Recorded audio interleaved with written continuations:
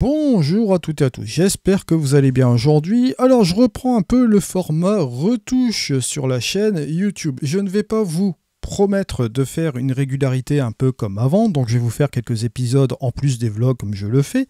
Mais là il m'était de mon devoir de vous faire un petit peu une petite étude au niveau des fonctionnalités de Luminar Neo, des nouveautés qu'on avait depuis la dernière fois. Je vous avais présenté un peu brièvement la version bêta. Et là, bon, comme elle est un petit peu plus stabilisée ici aujourd'hui, je voulais m'attarder sur une des fonctionnalités. J'en reprendrai une aussi un peu en cours de route, peut-être la semaine prochaine aussi également.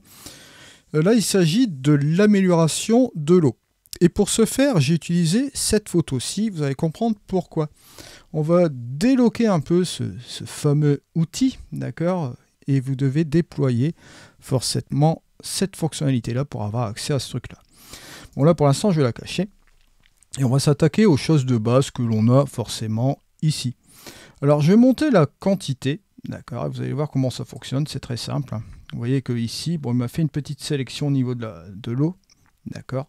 Et vous voyez que lorsqu'on monte le curseur de quantité, vous voyez ici que forcément, il y a un truc intéressant qui se produit au niveau de la mer. Bon là, c'est un petit peu trop bleu, comme on le voit ici. Vous avez ce curseur de quantité qui permet de mesurer cela. Vous avez la quantité de bleu aussi également que vous pouvez gérer.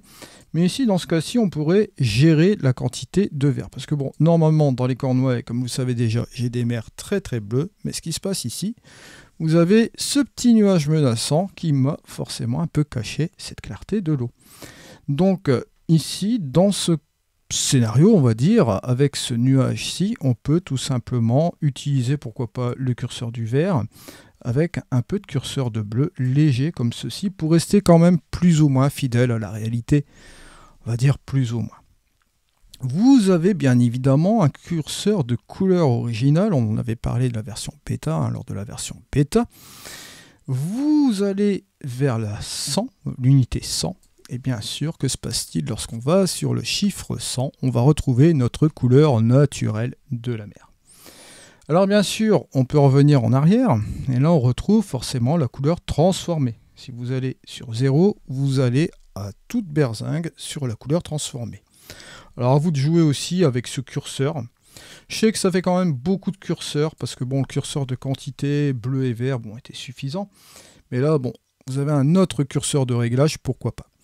Au niveau de la luminosité, vous pouvez soit rendre un petit peu plus lumineux la partie sélectionnée ou la rendre un peu plus sombre.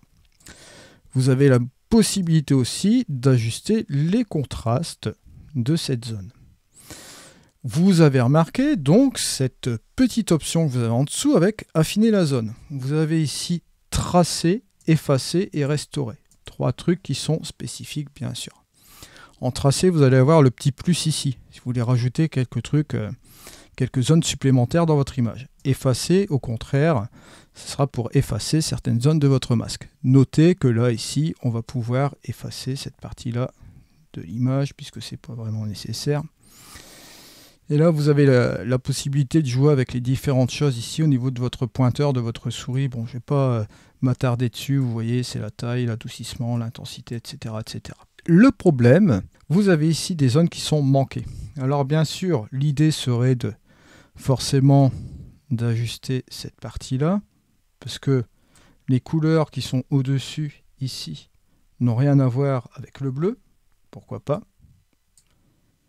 Vous voyez que ça marche relativement bien, mais bien sûr, lorsque vous jouez avec la luminosité, il va avoir un impact sur la luminosité. Peut-être pas sur la couleur, mais sur la luminosité, vous allez avoir un impact sur la zone sélectionnée ici. Mais vous voyez que ça marche relativement bien quand même. On voit au niveau de cet outil. Maintenant, c'est regrettable qu'on n'ait pas la possibilité d'affiner encore plus avec cet outil, avec le masquage traditionnel, parce que si je vais sur le paysage, par exemple, je vais avoir mon masquage avec tous les outils qui vont avec. Tandis que là, dans cet outil d'amélioration de l'eau, bon là il est reparti dans les modifications, forcément, puisque j'ai sélectionné paysage.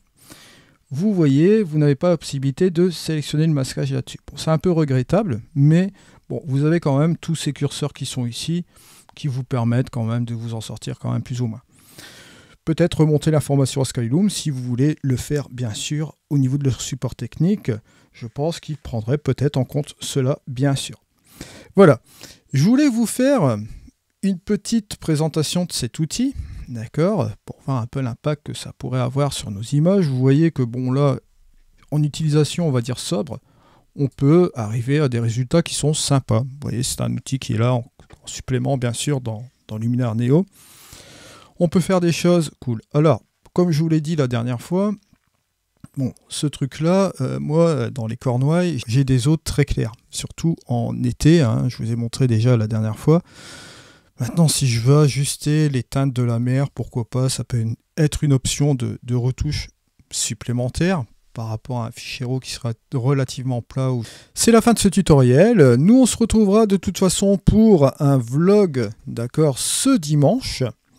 Je vous remercie de m'avoir suivi. Bon, je vous mets tous les liens dans la description de cette vidéo si vous êtes intéressé par Luminar Neo, les packs de presets que je réalise sur le marketplace, etc., etc., etc.